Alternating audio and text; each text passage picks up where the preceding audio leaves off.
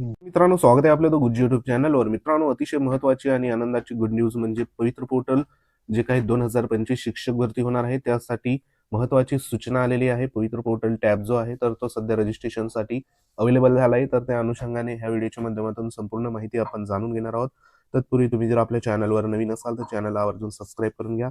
बाजूला bell icon आहे त्याला देखील प्रेस करा. तर मित्रांनो, या ठिकाणी कालच्या दिवसाला या ठिकाणी जे काही उमेदवारांसाठी सूचना आलेली आहे 15/12/2025 ला शिक्षक अभियोग्यता बुद्धिमत्ता चाचणी 2025 नुसार शिक्षक भरती करण्यासाठी उमेदवारांकडून स्वप्रमाणपत्र पूर्ण करण्याबाबत अशा पद्धतीचं ही सूचना आलेली आहे. आता नेमकं स्वप्रमाणपत्र कधीपर्यंत पूर्ण करू शकतात तर ते इथं बघा सांगितलेलं आहे की शिक्षक अभियोग्यता आणि बुद्धिमत्ता चाचणी 2025 ही दिनांक आपल्याला माहिती आहे की 27/5/2025 ते 30/5/2025 आणि 2/6/2025 ते 5/6/2025 या कालावधीमध्ये सध्या बघा घेण्यात आली होती.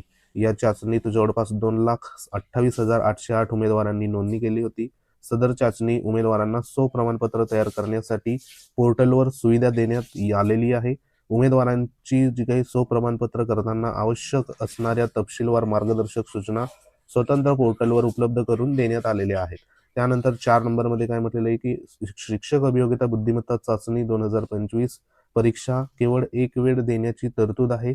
उमेदवारांना चाचणी परीक्षेत प्रवेशपत्र वितरित करताना चाचणीसाठी एकापेक्षा अनेक प्रवेशपत्र प्राप्त झाल्यास केवळ एकाच प्रवेशपत्राद्वारे चाचणीस प्रविष्ट होण्याबाबत सूचित करण्यात आले होते. असे एकापेक्षा जास्त जर चाचणीत प्रविष्ट झालेल्या उमेदवारांची निवड प्रक्रियेच्या कोणत्याही टप्प्यावर सहभागी करून घेता येणार नाही. त्यामुळे अशा उमेदवारांनी निवड प्रक्रियेत सहभागी होऊ नये. सहभागी झाल्याचे निदर्शनास आल्यास कोणत्याही टप्प्यावर उमेदवारी रद्दही होऊ शकते. याची उमेदवारांनी नोंद घ्यावी. म्हणजे ज्यांनी डबलदा परीक्षा दिलेली आणि डबलदा सध्या बघा या ठिकाणी जे रजिस्ट्रेशन असेल तर ते रजिस्ट्रेशन तर करायचं नाही, नाहीतर कोणत्याही अंतिम टप्प्यात त्यांची जी उमेदवारी असेल तर ती सध्या रद्द होणार आहे. आता रजिस्ट्रेशन जे आहे तर ते आपल्याला किती वेळ ह्या ठिकाणी बघा देण्यात आलंय. तर महत्वाचं हे 5 नंबरचा मुद्दा आहे की उमेदवारांना स्वप्रमाणपत्र पूर्ण करण्यासाठी दिनांक 15/12/2025 ते दिनांक 29/12/2025 पर्यंत ह्या ठिकाणी मुदत देण्यात आली आहे. म्हणजे जवळपास इथं जर बघितलं तर 15 दिवसाची जी काही मुदत आहे तर ती मुदत आपल्याला देण्यात आली आहे. रजिस्ट्रेशन जे आहे तर 15 तारखेपासून सध्या बघा ह्या ठिकाणी सुरू होत आहे आणि त्यानुसार जे उमेदवार आहे तर त्या उमेदवारांनी लवकरात लवकर रजिस्ट्रेशन दिलेल्या ह्या वेळेमध्ये सध्या बघा करून घ्यायचंय. त्याच्यामध्ये पुढे काय म्हटलेलं आहे की टीईटी आणि सीटेट मध्ये तफावत येत असल्यास उमेदवारांनी त्यांचे लॉग इनवर request for change in data या मेनू अंतर्गत सुविधा त्या ठिकाणी देण्यात आली. ज्यांची टीईटी किंवा सीटेट मध्ये जर तफावत असेल तर त्यांच्यासाठी ही सूचना इथं देण्यात आली. सदर जे काही उमेदवार असतील त्यांची तफावत दूर करण्यासाठी आपली टीईटी सीटेट मधील माहिती नोंद करून ती अप्रूव्ह करण्यासाठी आपल्या सोयीच्या निवडलेल्या जिल्ह्याकडे सध्या रिक्वेस्ट देखील पाठवायची आहे. ज्यांना टीईटी आणि सीटेट मध्ये जर काही प्रॉब्लेम असेल त्या उमेदवारांसाठी. पुढे म्हटलं की ज्या उमेदवारांना टीईटी किंवा सीटेटच्या माहितीमध्ये तफावत येईल अशा उमेदवारांनी राज्यातील त्यांनी निवड केलेल्या जिल्ह्याचे शिक्षण अधिकारी प्राथमिक माध्यमिक यांना सदर उमेदवार आपणच असल्याचे सिद्ध करण्यासाठी विनंती अर्ज, टीईटी सीटेट गुणपत्रक, प्रमाणपत्र प्रत, टेट आवेदनपत्र, प्रवेशपत्र गुणपत्रक तसेच ओळखीचा पुरावा इत्यादी कागदपत्र घेऊन संपर्क सध्या बघा साधायचा आहे. ज्यांचं टीईटी सीटेट मध्ये काही तफावत असेल नावामध्ये माहितीमध्ये अशा उमेदवारांनी. त्यानंतर इथे एक महत्वाचं जे काही सीजीपीए संदर्भात बघा देण्यात आलंय. जेथे पदवीकरिता आपल्याला माहिती आहे की सीजीपीए किंवा ओजीपीए किंवा अदर लेटर ग्रेड देण्यात येते. तेथे संबंधित विद्यापीठ संस्थेच्या निकषानुसार शेकडा गुण नमूद करावेत. इयत्ता 10वी-12वी पदवी पदव्युत्तर तसेच व्यावसायिक अर्हतेच्या उत्तीर्ण प्रमाणपत्रावर सीजीपीए ओजीपीए और लेटर ग्रेड इत्यादी श्रेणी नमूद केलेल्या असतात.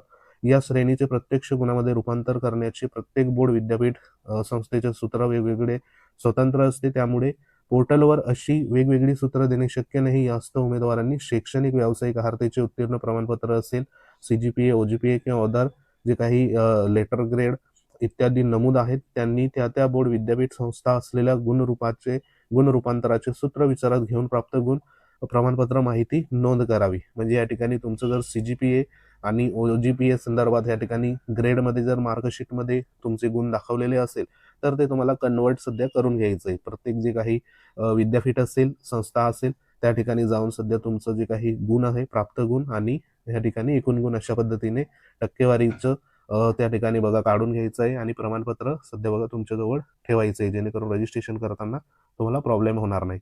त्याच्यामध्ये पुढे म्हटलेलं आहे 8 नंबरमध्ये की काही उमेदवारांकडे इयत्ता 10वी-12वी आहार्त नसल्याने पोर्टलवर सदर नोंद करता येत नाही. अशा उमेदवारांकडे त्या समकक्ष असलेली आहार्ता धारण करीत असल्यास आहार्ता त्या त्या प्रकारांसाठी नोंद करावी. उदाहरणार्थ इयत्ता 10वी साठी विद्यापीठाची पूर्वतयारी अभ्यासक्रम, 12वी साठी पॉलिटेक्निक डिप्लोमा पदवी, आहार्ता असल्या इत्यादी सारखी माहिती नोंद करावी आणि त्यामध्ये समकक्षेत बाबतचे पुरावे सोबत जोडावे. यासाठी स्वतंत्र सुविधा दिली जाणार नाही. अशा पद्धतीने 8 नंबरची जी काही सूचना आहे तर ती सूचना बघा इथं देण्यात आली. त्यानंतर 9 नंबरमध्ये काय म्हटलेलं आहे की शैक्षणिक आहारता अंतर्गत पदवी परीक्षेचे फक्त मुख्य प्रधान विषय आपण नमूद करायचे आहे.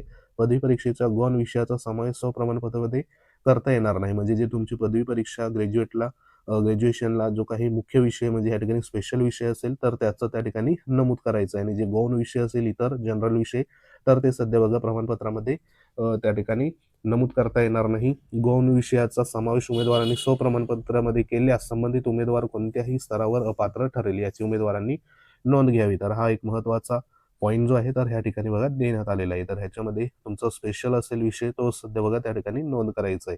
त्यानंतर माजी सैनिकांसंदर्भात माजी सैनिक प्रवर्गाचा स्वतः निवृत्त सैनिकांचा समावेश असावा. याबाबत माजी सैनिकाचे पाल्य पत्नी समावेश होणार नाही. तथापि शहीद सैनिकांच्या विधवा पत्नीचा मुलगा अथवा अविवाहित मुलीचा समावेश माजी सैनिक प्रवर्गाच्या आरक्षणामध्ये नोकरीसाठी होईल याची संबंधितांनी नोंद घ्यावी. हे माजी सैनिक संदर्भात इथं बघा महत्वाचं क्लिअर करण्यात आले. त्यानंतर बीएड असेल, एड असेल, BSc एड असेल, इंटिग्रेटेड अभ्यासक्रम उत्तीर्ण उमेदवारांनी याबाबतची नोंद स्वप्रमाणपत्रामध्ये शैक्षणिक आहारता व शीर्षकाखाली करावी.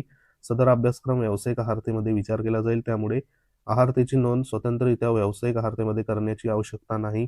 तसंच बघा स्वप्रमाणपत्र करण्यात तुम्हाला जर काही अडचणी निर्माण झाल्या, तांत्रिक समस्या, तर ह्या ठिकाणी पवित्र 25@gmail.com या ईमेलवर सध्या तुम्ही संपर्क देखील साधू शकता. तर सध्या ह्या ठिकाणी महत्वाचं जे काही गुड न्यूज म्हणजे तुम्हाला स्वप्रमाणपत्र करण्यासंदर्भात बरेचसे उमेदवार या ठिकाणी विचारणा करत होते. त्या अनुषंगाने ही एक गुड न्यूज सध्या बघा शिक्षक भरती 2025च्या अनुषंगाने इथं आलेली आहे.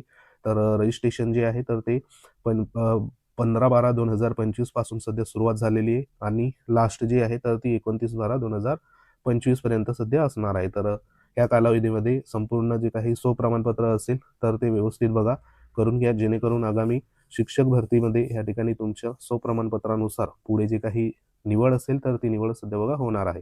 तर ही एक महत्वाची गुड न्यूज होती. तर पुढील जी काही प्रक्रिया नेमकी कशी करायची त्यानुसार व्हिडिओमध्ये देखील माहिती दिली जाईल. तर सध्या ही एक जे काही नोटिफिकेशन आहे उमेदवारांसाठी सूचना तर ते ह्या ठिकाणी आपल्याला पाहायला मिळते.